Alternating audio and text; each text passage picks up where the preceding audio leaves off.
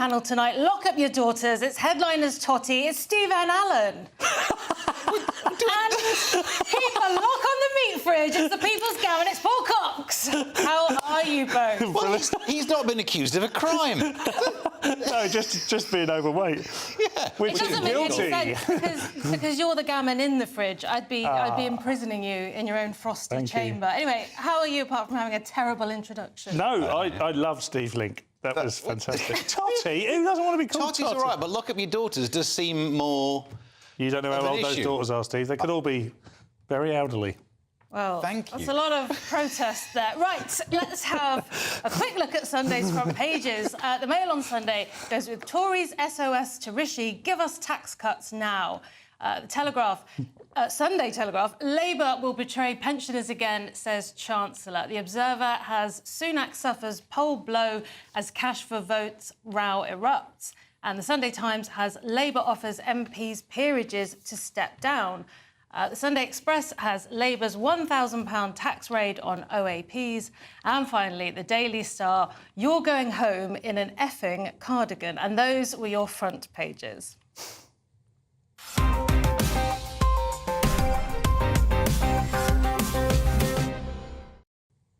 OK, we kick off with the Sunday Times, Steve. They're going with Labour offers MPs peerages to step down. This is like part two of the saga, I suppose, because previously, in what was happening with Labour, there was an issue with Diane Abbott. Has she been banned from stepping down? No one actually from standing. There was no evidence that she had, actually, but she said she had, which is not necessarily indicative of it actually happening. What are you trying to say about Diane Abbott? The gin and tonics on the way home might slightly take the edge off. I think that's what I'm trying to say. But now the idea is that they might be offering peerages to the people they don't want to stand. And I think the reason is Labour surely are thinking they're going to do so well, they can afford to lose a few people. It's not like they need the seats. And if you get these heritage candidates who do really well, there's a lot of... You get a bonus from like, being known by the people in the area. So the legacy candidates often do well, but they're probably thinking, we could lose a few seats just to not have that left-wing part of the left wing throwing in some grenades when they're actually in power. The left-wing part of the left wing, as opposed to the main part, which is the Tory part of the left wing. Yeah, another thigh and the breast. Yummy. But this is more the left-wing part. I think it's a plan, and it's not a stupid plan, because if you've got so many seats to play with, why not get rid of the people who will be sniping and making it tricky for you? Well, that does sound very sensible, doesn't it, Paul? Getting rid of the ones that might be a bit difficult later on. Yeah, the shoe's on the other foot now for Diane Abbott. That's good news. But it does make kind of a mockery of the House of Lords, though, doesn't it? But some would say that that happened some time ago. Treating it as a sort of dumping ground, just like a sort of time-out bin for people. We got some rubbish that's been hanging around a really long time. Where can we put it? The House of Lords. But this is also Starmer, leading with an iron fist, but because he's trying to get in his own peeps, isn't he? He's got some Starmerites. Which sound painful, to be fair. But I hope it gets well soon. NHS, yes. But yes. But it'd be interesting to see how that pans out. We don't know what's going to happen with Diane Abbott. He's kind of sort of managed that on Friday. And you think, well, you haven't, mate, have you? You haven't managed it at all, because we don't know if she is going to stand.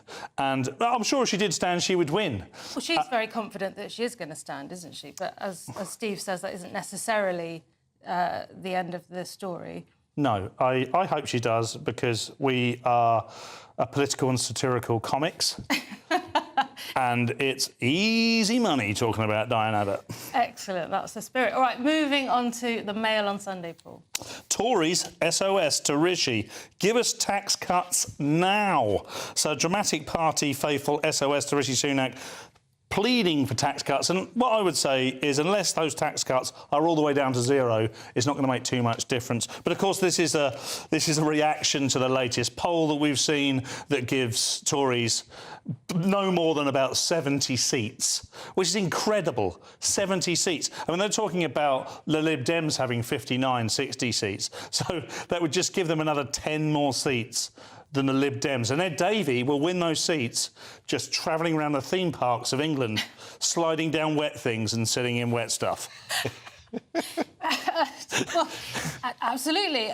It makes me laugh the way this is worded, where it says Jeremy Hunt admitted to the Mail on Sunday that two tax cuts to national insurance had failed. Sorry, two cuts to national insurance had failed to swing public opinion. He revealed that. Revealed it. Big news. Thank you, Jeremy. Here first. It was really fun around the budget when we had to be reminded of the fact that in the January before we'd had that cut to national insurance because no one cares about national insurance. The only way they made it a headline is by saying at some point we will abolish it entirely and then have to increase income Something tax. else, yeah.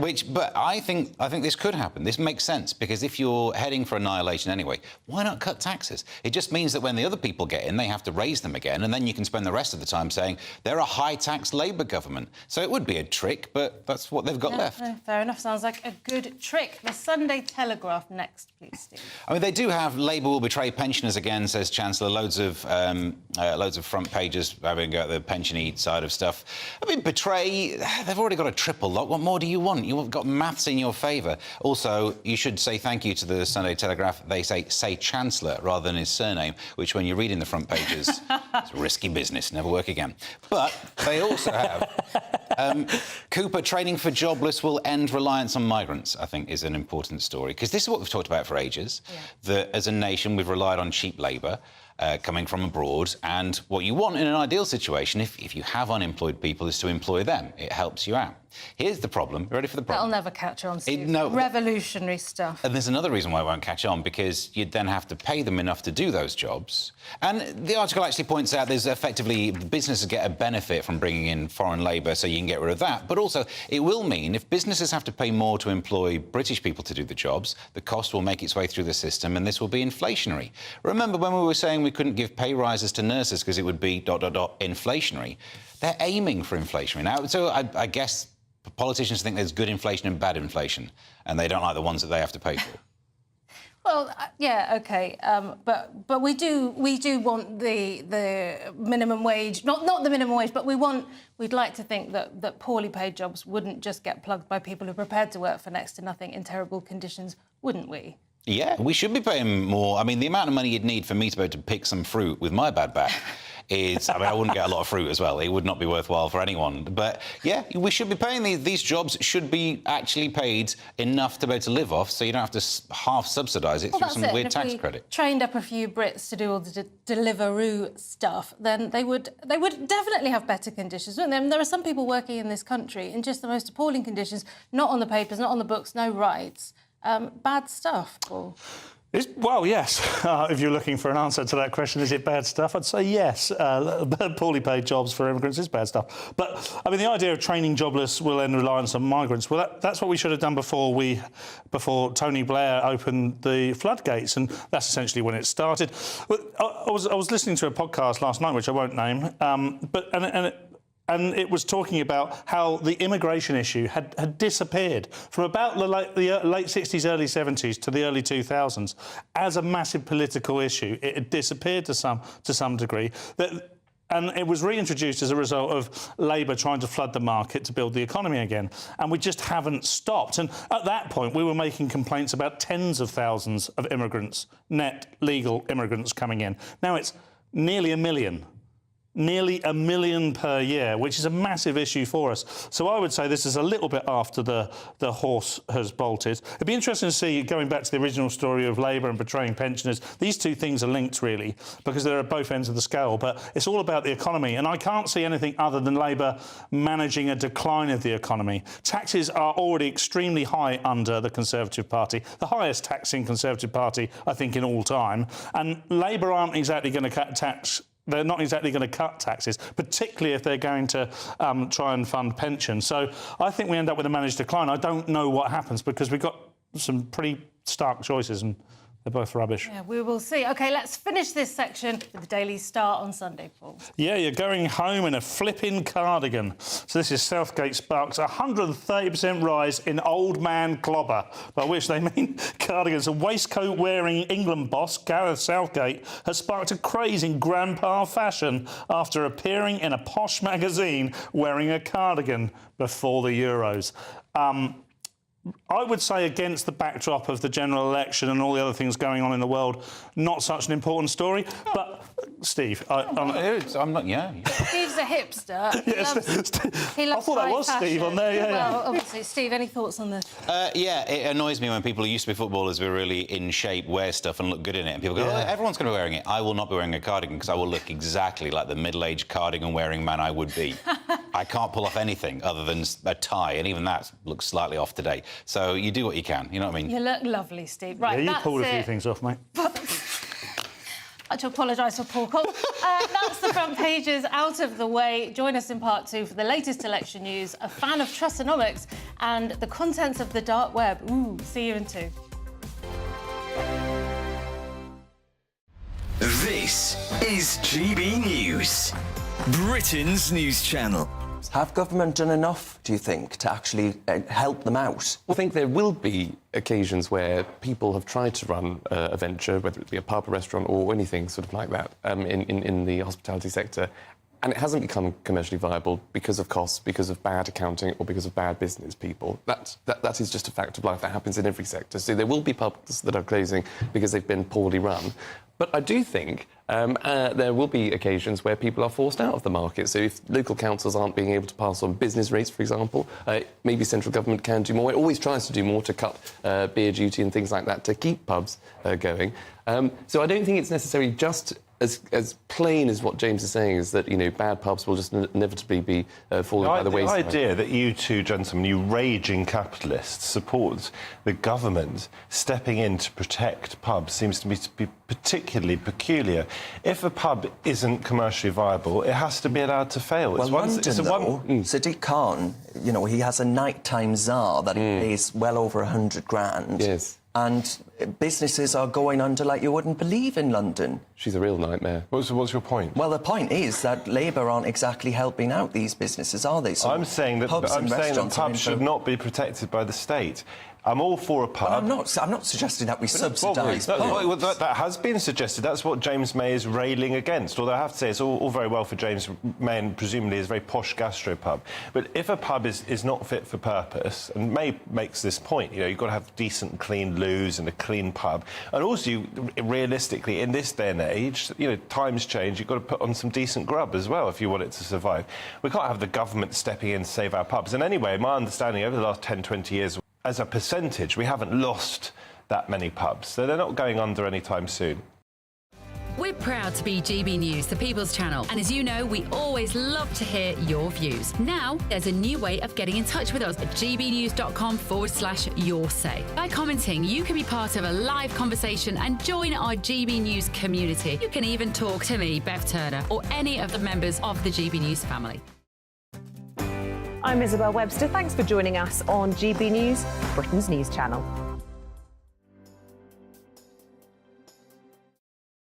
Every Saturday, 10 till 12, we'll bring you all of the news that you need to know. We'll also remind you that there is so much to smile about. It's my favourite time of the week. I get to relax, enjoy some light-hearted stories, and let Ellie teach me about fashion too.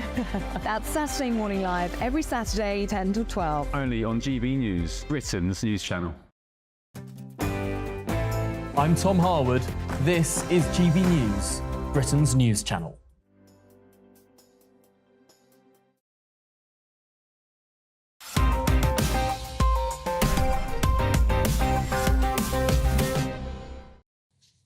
Welcome back to Headliners. I'm Cressida Wetton, still joined by Steve N. Allen and Paul Cox.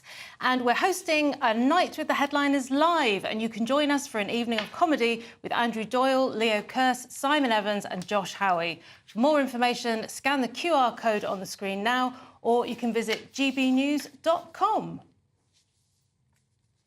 OK, starting this section in The Independent, Steve, have the latest polls revealed anything unexpected about the general election, or do we kind of know what they already say? We know what they already say. Yeah. Let's do it again. Tories heading for election wipeout as new mega polls suggest they could win just 66 seats. It's not a poll, it's a mega poll. Mega poll. Poll. It's... I can do Jim, available for voiceovers and jingles if anyone wants it. It still means that people who... This is how we'll get... It's what we'll get to if we do the long version of this. People who like the news will say, oh, this is definitely going to happen. People who don't like the news will say, when have polls ever been right? And then... 2017, that's when they were right. That's when they're right, yeah. But also, they'll point to, polls didn't say Brexit, so, like, this is how discussions go. But it's interesting because it takes into effect the tactical voting, and it could see outcomes even more 1997 than 1997. We could see Deputy Prime Minister Oliver Dowden gone, James Cleverly gone, Defence Secretary Grant Shapps could be gone, all of his names. You know, he's got loads of different names. That's a lot of loss. This is bad news for us. Because all of these Tories suddenly being jobless, where do you think they're going to want a TV show? If Kemi Badenoch apparently could be listed as one of the people who loses a seat, if she turns up with, like, where there's woke, there's fire as a pitch for a TV show late night, we're gone. Just saying. You do not stand a chance. You don't think the headliners' fans would be up in arms? 3 of them would. The Conservatives could win just 66 seats, as you said earlier on. That's not that many more than Lib Dems. This is... It gets... If you read it all, you start to feel a bit of sympathy, like, oh, bless... Ouch. It's a too major much. fall You think from it's grace. too much? Keir Starmer on for a landslide. We're still hearing that. Sure. The I mean, glamorous Keir Starmer. I think at a time when politics is so exciting, it's unbelievable to think that both major parties are so ridiculously uninspiring. So, we're not getting a result here based on Keir Starmer's politics or policies. We're getting a result as a reaction to the Tories. I know that's kind of the sort of thing, cliches that are rolled out all the time, but it's exactly what it is. Because nobody can really point to what Keir Starmer's going to do that excites them in any way. It's like Rishi Sunak and Keir Starmer's like choosing your favourite canned meat to go camping with. It's like, you've got to eat, but, you know, which one? Are you going to go for Spam or corned beef? I bet you love canned meat. Oh, blooming do, mate. I've got to go. I'm flipping hungry. Oh, the key! But isn't this like... I mean, I don't know a lot about football. Isn't this like when you're enough goals up, you play defensively? You wouldn't go out there and say, here's a policy that people could hate. If you just... Oh, no, you're absolutely... I mean, great stuff, by the way, considering you don't know about football. Yes, indeed. Yes, indeed, Jim. But, yeah, absolutely. Keir Starmer, all he's got to do is do nothing. He's got to keep... That's, you know, that's... Keep doing what you're doing, Get Keir. Diane Abbott out of the way. Don't say anything outrageous. And just keep going. OK, we're in the Sunday Telegraph next with someone celebrating Liz Truss. And that someone is Liz Truss, Paul. Yeah, amazingly. Blair was the worst Prime Minister. Not me, says Liz Truss. So Miss Truss, who is defending her South West Norfolk seat, told the Eastern Daily Press, the local press in that area, the worst Prime Minister in recent years is Tony Blair, who created things like the Equality Act, the Human Rights Act and the Climate Change Act. But, I mean, she might have a point about Tony Blair, but he was in power for about 13 years. I think he went on foreign trips that lasted longer than her tenure as Prime Minister. So it's a bit rich. I know what she's trying to do. She's trying to deflect. And perhaps, you know, all the things she says about her premiership as Prime Minister are true, in that she wasn't given a chance. But she did try to get 10 years of politics into a month. So you can't make that work. It's just not going to work in this environment. No, and do you think this is her warming up to come back, Steve? Do you think she's shadowboxing in the wings? Oh, definitely. I mean, it might happen. If there's only 66 seats and she's one of them, of course she could be leader. They could all have a crack at it at the rate they get through them. But you're right, 13 years of Tony Blair... Like, give yourself some credit, Liz. If you had longer, you could have done worse. So you saw a chance of this. Honestly, there's a bit where it goes through what happened with the liability-driven investments that had the longer impact on our economy. When the mini-budget hit, it affected these LDIs, and she said that neither her nor Kwasi Kwarteng knew about them. That does not make you a good Prime Minister. I think that makes you a bad one, doesn't it? If you don't know your job. You might want to keep that to yourself, Liz. Google it. Brilliant. OK, a story in The Independent about the dark web now, Steve. Now, I thought the dark web was for buying drugs, guns, other exciting stuff, but apparently you can get really boring things on there as well. Yeah, over two-thirds of MPs have had their data leaked to the dark web, a new study finds, and it makes you feel sorry for the dark web. You're on there using the Tor browser trying to look at the very dodgy adult entertainment, and then Liz Truss's details come across. It put you right off. Nearly 450 MPs had their personal information exposed, including their parliamentary emails, which are publicly known anyway. I mean, also, why don't sign up for things with your parliamentary email? Get a Yahoo account, like I do, to sign up for all the stuff.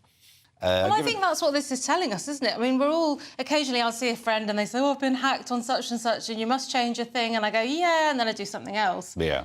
This is a reminder, isn't it? We all need to be a bit more switched on. So their passwords are out there, aren't they? For these third-party sites, if you sign up with your parliamentary email and your password is known, then these hackers will try your password. So we'll be OK unless we think that our MPs are stupid enough to reuse the same password. Oh, we're doomed! But also it says the information includes their emails, already public, their Twitter handles, the whole point of which is to be public. So I'm not sure how much of a leak this is, but it did say the study found that British MPs demonstrated worse account security than our European counterparts, taking back control and giving that control to Russian hackers. Excellent. That's something to be proud of, isn't it, Paul? I think so. It's always, you know, if you're not going to be the best at something, be the worst at something. That's what my mum used to say to me. And that's the policy I did throughout my whole of my education. But, yeah, I mean, we probably ought to try and encourage MPs to protect themselves from being compromised in some way. But, you know, you can't... How can you, at the end of the day, it's as old as time itself, isn't it? You know, compromised MPs, they're all compromised, they're all humans. Some of them are absolute wrong-uns, and it's very easy. And you can't... You know, what can you do? How can you protect someone who... The type of person who wants to be an MP, Cresta, has got all sorts of things to hide. Yeah. So the least of their worries. Well, that's not true. I actually know someone personally who's going, hopefully going to be voted as an MP in the next election. She is quite a lovely person. But other than that, all of them seem rubbish. You changed your mind very quickly then. I did, yeah, because I suddenly realised I knew a personal friend. Sounds great. The Sunday Times next, and Jacob Zuma's had a makeover, Paul. Jacob Zuma. So, yes, the South Africa election, ANC vote collapses in most seismic poll for 30 years. So this is the African National Congress, also the party of Nelson Mandela, of course. And with 99% of the voting districts declared, the party has been left with what looks to be like 40% of the vote, which won't give them a majority for obvious reasons. And they'll need to form a coalition. This is the first time this has happened since the end of apartheid. And it's ushered in sort of a watershed moment for South Africa in terms of their politics. South Africa has changed a great deal, I'd imagine, in those 30 years. I don't know enough about the politics of South Africa to comment and say it definitely has. But the idea that the ANC have been in power for 30 years and nothing's changed, I don't think would be true. So anyone who's in power for 30 years, particularly in a democracy, that's a good stretch. And quite clearly, from what I've read in this article, they've rested on their laurels a little bit and they've been caught. It's an unbelievable stretch, isn't it? 30 years. And it's the same thing, I think, as we were saying beforehand about the details are a bit difficult to fully understand all of the smaller parties and all that they stand for, but it does make you realise when you have a system that leans towards coalition, you just get a variety of different messes. There's no lineup, even though they're saying themselves, there's no good option, there's just least worst options. And having a political system that focuses on the least worst option didn't really inspire. But we can relate to them. Yeah. OK, finally in this section, Steve, the Metro with news of an HR issue to rival anything we've seen from Lewis Schaefer. Well, British ambassador to Mexico sacked for pointing assault rifle at staff. I mean, that's well made to motivate, isn't it? But video footage of this John Benjamin said he was sitting in the front seat of a car, pointing a rifle at someone in the back in what appears to be a joke. You know, oh, I've got a gun, I'm going to shoot you. That joke. It's hilarious, isn't it? It's, oh, I nearly got shot. The Foreign, Commonwealth and Deployment Office has not officially announced that he's gone. However, it does say that he was the ambassador between 2021 and 2024. What a great way to fire someone. Update their wiki and tell them to Google themselves. It's Perfect. a lovely way of doing it. He also caused controversy in 2012. There was a tweet which he says was meant to be private that was offensive. And what a great argument. Kind of, sorry, I didn't mean for everyone to read this offensive thing. I was just being offensive, privately offensive. Just between me and racist Bob. I mean, I don't know what you're worried about. Should you be sacked for a joke? No. Should you be sacked if you're a diplomat for not being diplomatic? Yeah. There's a chance, isn't it? I love how in the article it says that the employee looked uncomfortable. And unfortunately, when you look at the imagery, the face has been blurred out, so you just have to imagine the look of horror. Yeah, I mean, he was just a bit of bants, isn't it? At the end of the day. If you've got an assault rifle, what are you going to do? Yeah, what are you going to do? You know, if Lewis Schaefer was sat in the back of the car, I'd threaten to shoot him. I've often thought about bringing a water pistol on here, but it would affect the mics. OK, right, we're at the halfway point. Coming up, the NHS has room for more genders, the Brits don't have enough babies, and Carol Vorderman has committed crimes against fashion. Don't go away. Hello, here's your latest weather update from the Met Office for GB News. We hold on to a lot of fine weather across the UK over the next day or so, but as we go into the new working week, things will turn a bit cooler and more unsettled from the north. High pressure is dominating at the moment, the high located just to the west of the UK, but that's keeping things pretty quiet weather-wise. And certainly as we head into the evening, we hold on to a lot of fine, dry weather. Cloud tending to melt away across England and Wales, so plenty of clear weather as we go into the early hours of Sunday. We'll see one or two mist or fog patches forming by Sunday morning, and notice some rain just pushing into the far northwest of the UK by the early hours of Sunday too. Towns and city temperatures hold up quite well, generally near double figures, but in some rural spots we could dip down to 2 or 3 Celsius, so we could see a touch of frost in one or two very rural spots by Sunday morning. So Sunday gets off to a pretty fine start across the east and southeast of Scotland, lots of sunshine around, but notice out toward the west and northwest, thicker cloud bringing some outbreaks of rain. And that cloud of rain will also work its way in across parts of Northern Ireland, so some patchy rain here as we start Sunday. But for England and Wales, it's set fair, plenty of sunshine around, pretty much unbroken sunshine in places, just a legacy of some low cloud to clear from the far southeast first thing in the morning. During the rest of the day on Sunday, those outbreaks of rain in the northwest will gradually start to migrate further south and east across other parts of Scotland, across Northern Ireland, eventually reaching the far northwest of England by the very end of the day. East of Scotland and down towards the southeast, and too for much of England and Wales. Lots of sunshine here, and again feeling quite warm in that sunshine, particularly towards the southeast of England. Highs here are 23, possibly even 24 Celsius. That's into the mid-70s in Fahrenheit. Always a bit cooler though towards the northwest given that cloud and rain. The band of cloud and rain edges further south into England and Wales as we go into Monday. To the south of that, brighter skies, 1 or 2 showers, and much brighter weather, but turning cooler too across the north of Scotland, with highs up to 19 or 20 Celsius across the south of the UK, nearer the low to mid-teens further north. Generally turning more unsettled and cooler during the week ahead though.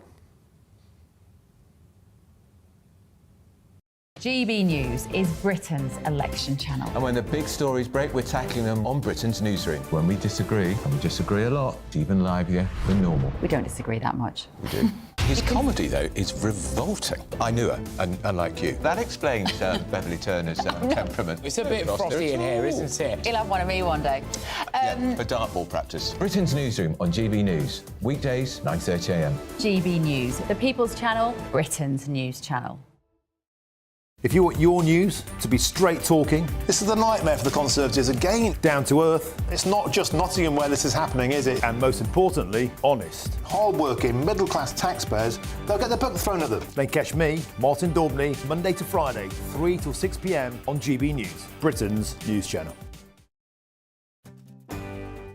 I'm Michael Portillo. This is GB News, the People's Channel, Britain's news channel.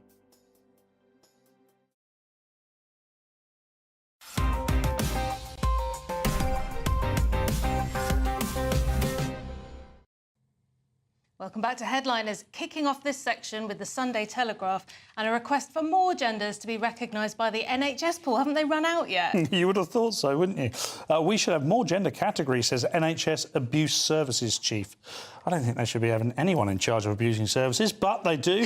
Dr Binta Sultan made the comments in an online panel discussion this month hosted by UCL entitled Intersectionality in Inclusion Health. Why does gender matter? ? Where she introduced herself as a brown cisgender Muslim woman, and in old money, for those who don't recognise it, a woman. To be fair, she was at an intersectionality conference, so she's kind of being paid to talk about these things, and these things do go on. We complain enough about it. We know that they do. The NHS is a national health service. That's what the N and the H and the S stands for. And health really does depend on biology. You administer treatments based on the biology of the patient. I don't know why I'm talking like that, but it just feels like I think you've nailed it personally. And we need to be very clear. So from my perspective, we do need to be clear on biology. However, I don't want to be too hard on her, even though I totally disagree with her. She has every right to her view, and she's at an intersectionality conference being asked to speak about these things, and she's impassioned about it. She believes that men can excrete breast milk, etc., etc. And indeed that it's as good as the original breast milk. Which I can tell you is not. Well, Helen Joyce says that that doctors should be able to treat everyone with respect without needing to know their gender identity. They do need to know their sex. But would you agree with that, Steve? I think she's exactly right. Well, the point that's been made in here is that it's about storing information, isn't it? It's about having sex recorded on the form and also a part for gender, and then the drop-down box is massive.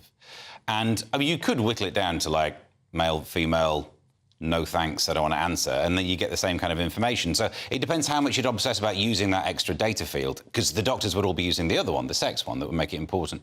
I should have highlighted it. There was a bit where they listed some of the other genders, which included agender. You can't have that. That's already a word. That's a list of stuff you get through in a meeting. Yeah. That's a big problem, That's isn't it? a good point. You found the floor, Steve. OK, we're in the Sunday Times next, and more news that Brits enjoy brunch much more than parenting, Steve. Our future depends on us having plenty of children. This is said by Arya Babu, who's a pro-natalist.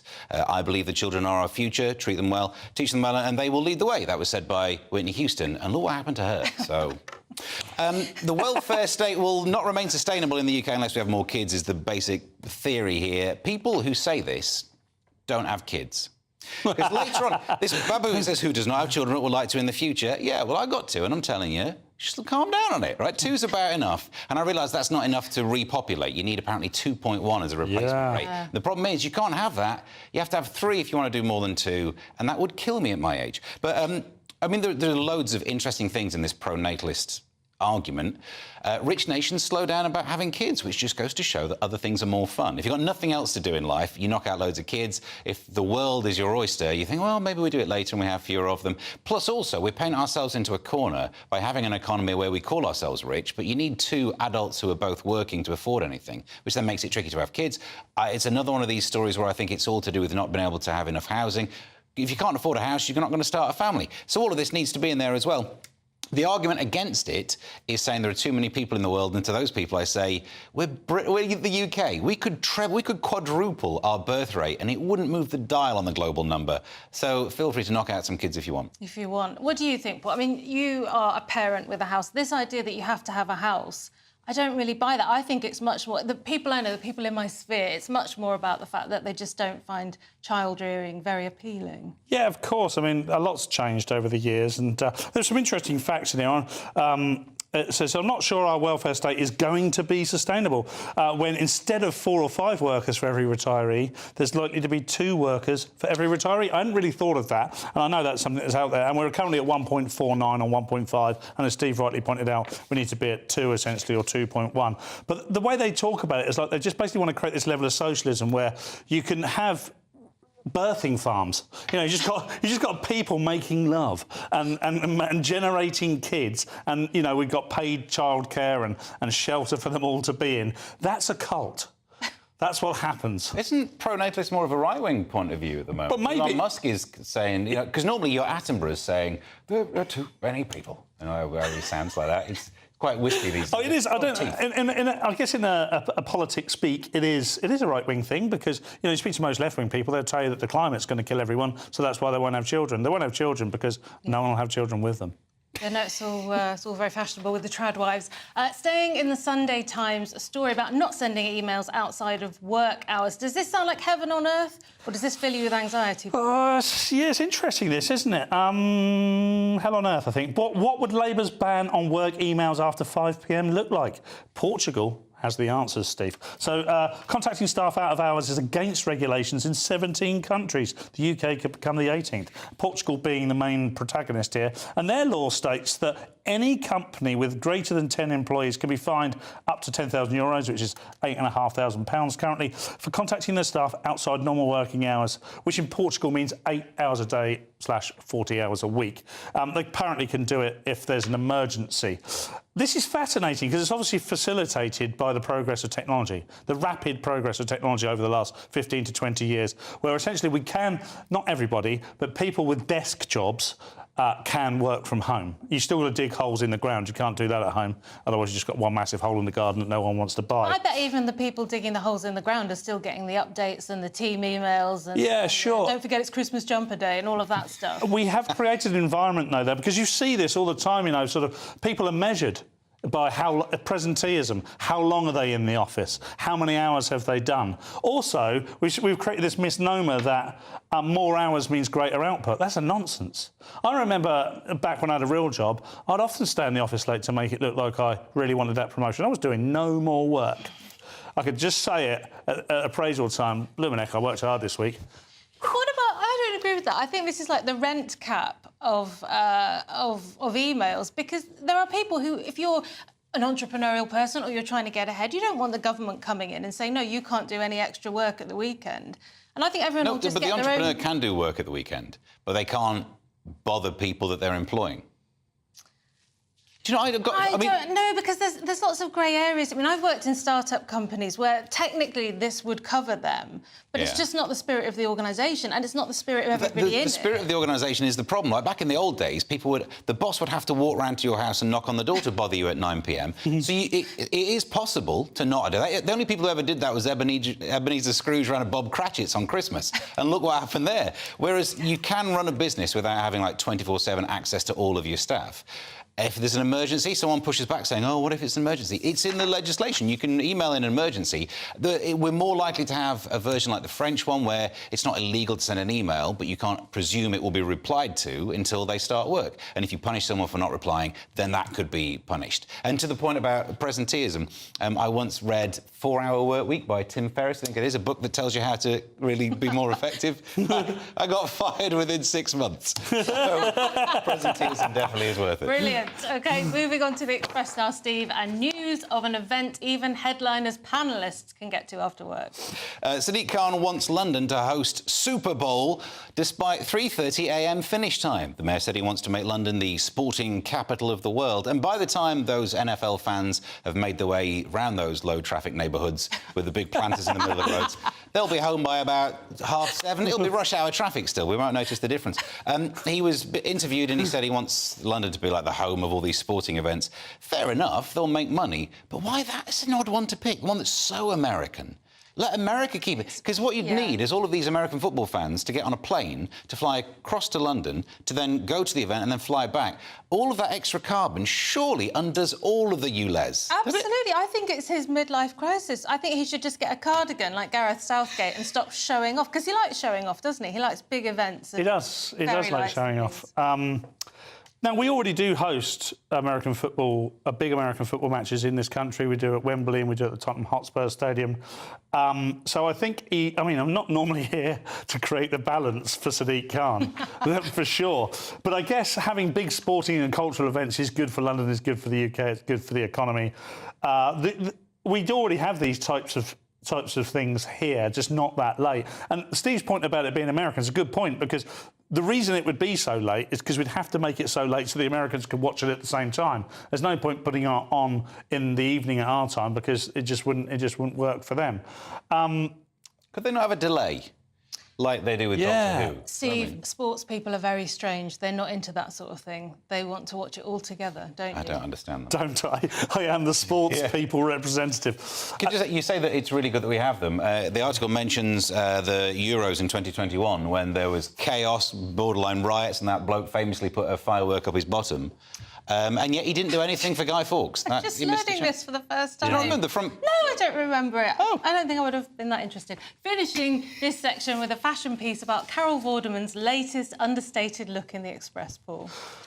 Good old Carol Voldemort. Causes stir, flaunting curves in a woke-as-flip T-shirt and skin-tight leggings. So Carol Vorderman has been clear about her intention to use ruthless tactical voting to destroy the Conservative Party. They're doing that on their own, Carol. You're playing a very small part in that. Has now mixed politics with fashion.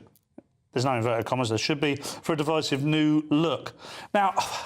Here we go, there's the photo. There it is, look. It's quite a look, isn't it? It is, isn't it? I think it's mutton dressed as lamb. No. Well, I'll have to push back on that, Paul. She looks fine. She looks nice. I don't think there's enough space for the rest of the letters of that F word. That's what bothers me. It's the same space as It's a 2-letter word that begins with F. I think we know where she's going with Really? it. I think we know what the sentiment of the T-shirt is. Yeah, I mean, she can wear what she likes.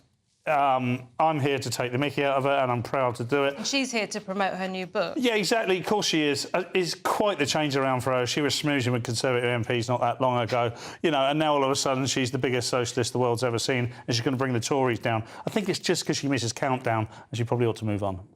Fair enough. OK, that's it for part 3. Join us in the final section for the latest in the science of thinness, soap and Uranus. Don't go anywhere. Nana Queer. Weekends from 3 p.m. Angela, it's been a busy old time for the royals. It has been a very busy old time. I thought I would start with Prince William. He was doing the third of the 3 garden parties that were going on, and it was pouring with rain. For the King Charles, it was beautifully sunny. This was pouring with rain, and you think it would be very sad he's not with his wife. I thought he did a brilliant job because he got all his cousins together. They all dressed up absolutely beautifully, and they were very keen to be friendly and chatting. They even were chatting round to everyone.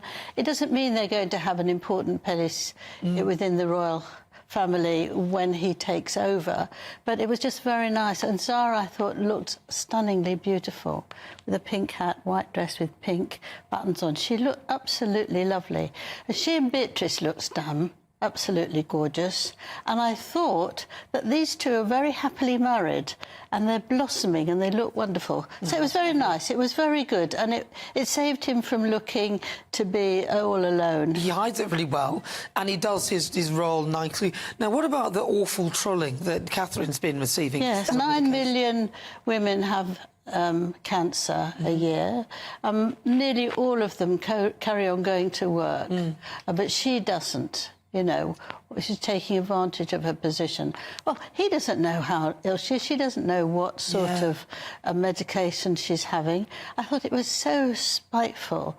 And actually, what was worth seeing this terrible painting in Tatler that made her, you know, look nothing like her. And it was a bit like a sort of spinster headmistress. Wouldn't that have been a nice... That picture was meant to be a nice picture of her. It was absolutely terrible. It looked nothing like her. You know, it's not a time when you want to see a picture and think, oh, my goodness, is this what people look nice? The People's Channel. We're GB News, and we come from a proud tradition of British journalism. That's why I'm so excited to be here. It's something so new. The first news channel to be launched in Britain in over 30 years. Launched to represent the views of the British people. To go where other broadcasters refuse to go. How did you find out about the story in the first place? Launched with one aim. To be the fearless champion of Britain. It's an absolutely fantastic atmosphere here. This is GB News. GB News, Britain's news channel. Join me, Camilla Tominey, every Sunday at 9:30 when I'll be interviewing the key players in British politics and taking them to task. This report basically says that he's not fit to stand trial. With an upcoming election looming over Westminster, now is the time for clear, honest answers. I agree. And that's precisely what I'll get. Is he indecisive? Incompetent? That's the Camilla Tominey Show at 9:30 every Sunday on GB News, the People's Channel, Britain's election channel.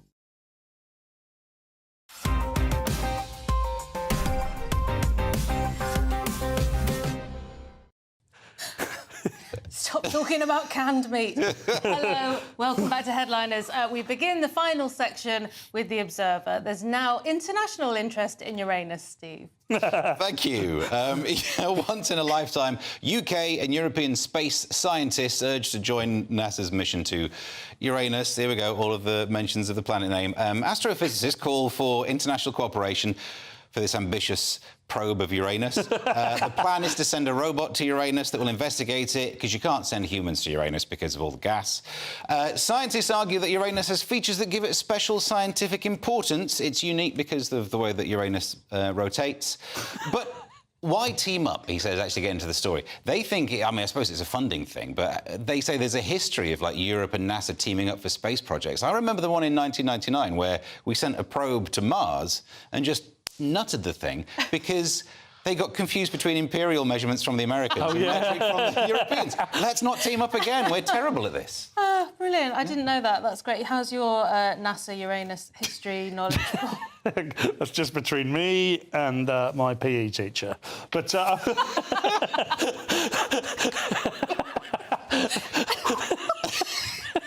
Oh, dear. Dear. What a time to admit to it. I just can't get past all the Uranus stuff. I just keep... I mean, I'm all for collaborating in space. No, but no, when it comes to Uranus, it matters, doesn't it? An extra inch is... I think Steve's nailed it there. The measurement. What did I nail? OK. Story in the Sunday Telegraph now about what causes obesity, Paul. And they're saying it's definitely not cake. No, it's nothing to do with the cake. No.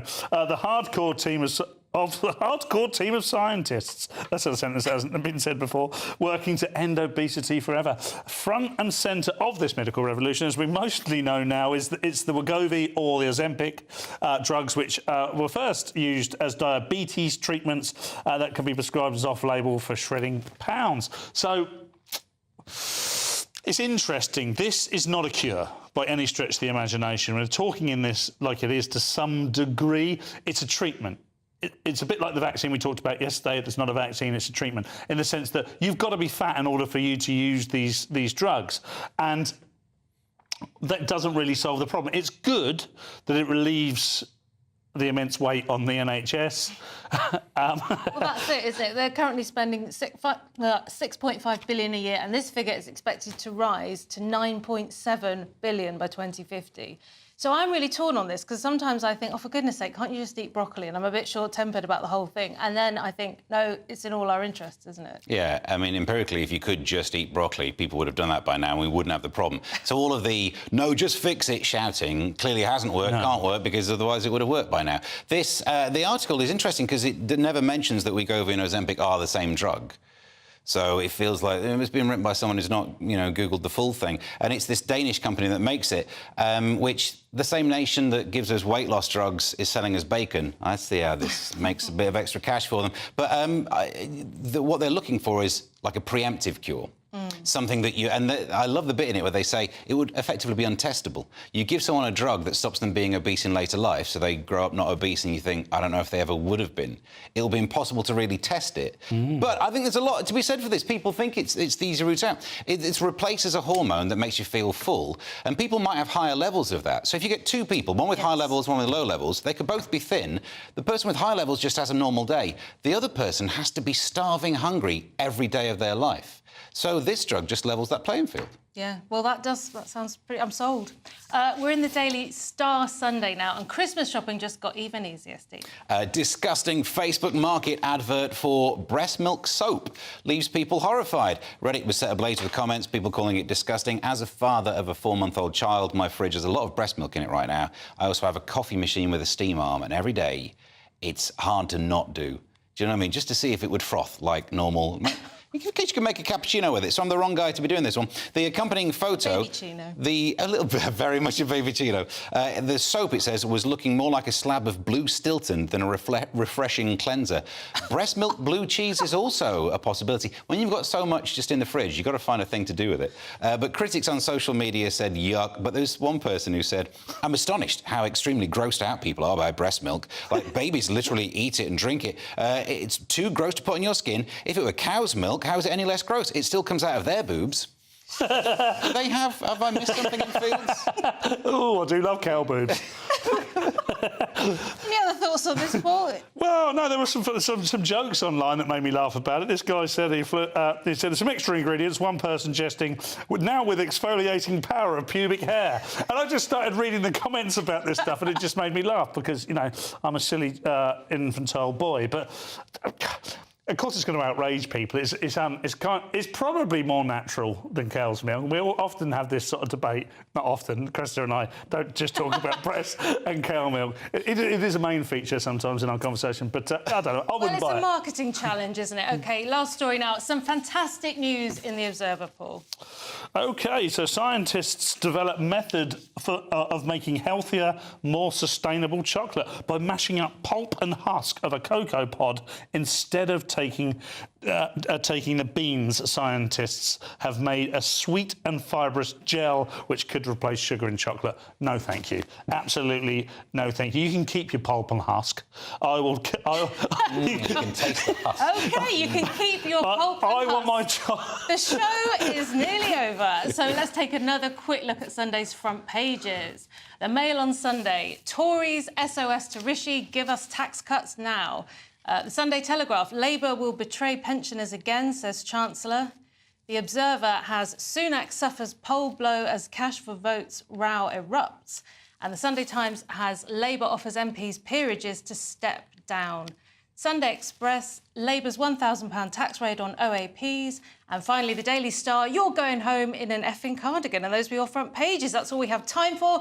Thank you to my guests, Steve and Paul. We're back tomorrow at 11 p.m.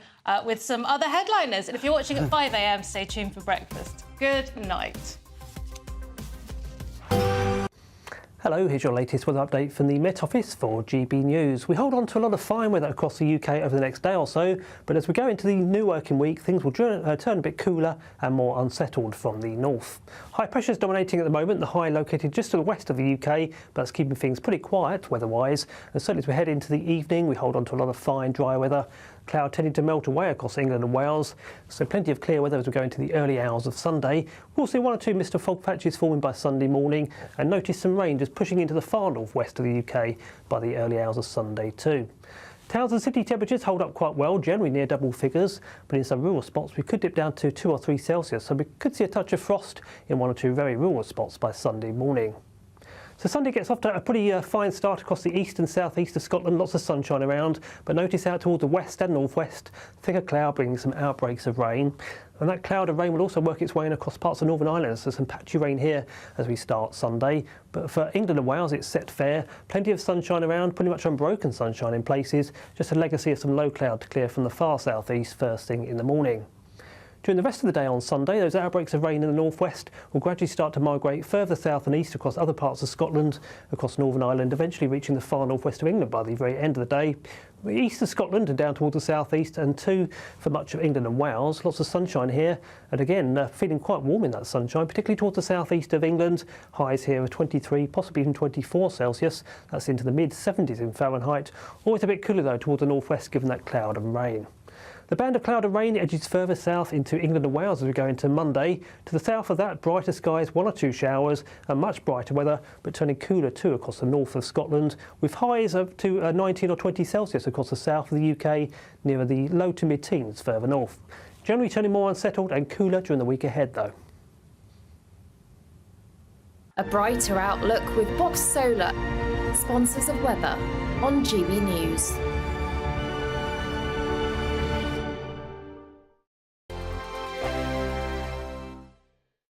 We've got summer sewn up with an incredible trio of treats, and you could win them. First, there's a fabulous £15,000 in tax-free cash to ensure this summer is special. What would you spend that on? Next, you'll also receive the latest iPhone 15 and a set of Apple AirPods. And finally, £500 to spend at your favourite UK attraction. Fun in the sun could be on us.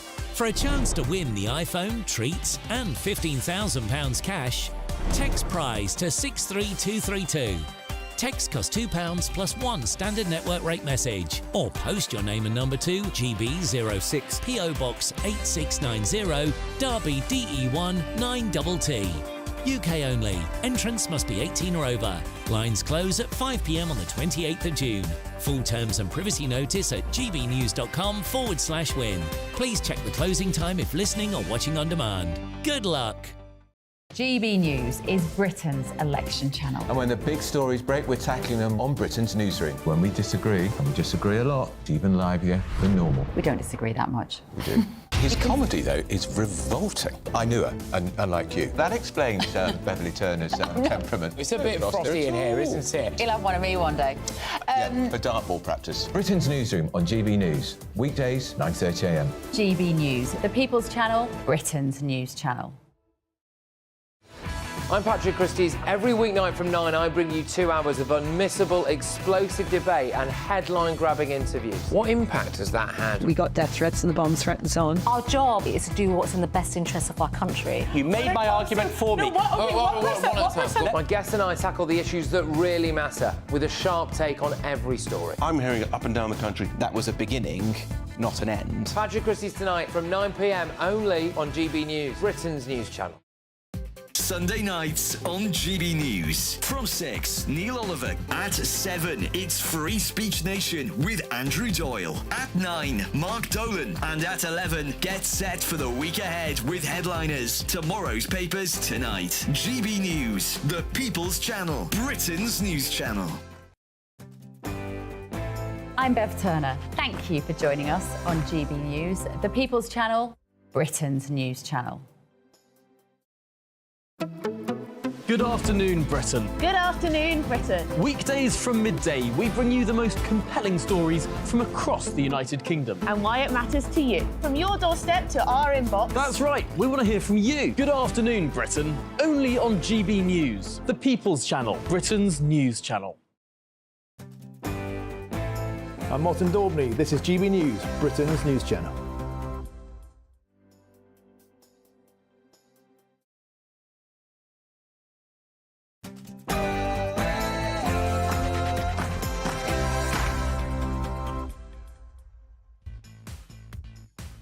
Is the Saturday 5. I'm Ben Leo, along with James Price, Dr. Renee Honderkamp, Paula London and Benjamin Butterworth. Tonight on the show. Don't let climate protesters blackmail the arts. We should all stand up and applaud the total block on puberty blockers. Can we trust the bombshell polls that put Labour at nearly 500 seats? Brits abroad get a bad rap. Is it time to cut them some slack? And we shouldn't let that old convict Donald Trump back for the White House. It's 6 p.m. and this is the Saturday 5.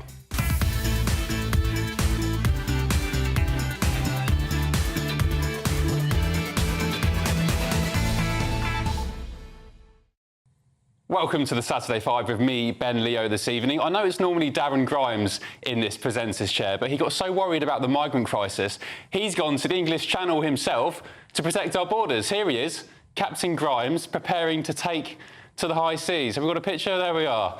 I told him earlier, Darren, Eurovision was a couple of weeks back, mate, so, yeah, have fun with that. No Albie Amincona either. He swapped his GB News seat tonight for the one he always wanted, and we always knew, as a Tory MP. I actually spoke to the Lib Dems earlier tonight, but they told me Albie was even too wet for even them. And speaking of wet, Benjamin Butterworth is here too. He's about the only Labour type well, not about to enter, rather, Parliament, judging by the latest polls, and we'll get stuck into that very shortly. We're also joined by political commentator and former Nadeem Zahawi advisor James Price, plus the wonderful GP and medical writer Dr. Renee Honderkamp, and the lovely broadcaster and media commentator Paula London. Now, you know the drill. We each take turns to present our views on a topic, and then everyone else piles in. And of course, we want to know your views as well. Send them to gbnews.com/your say, and we'll read them out as soon as we can. But before we start tearing each other apart, here's your Saturday night news with Sam Francis.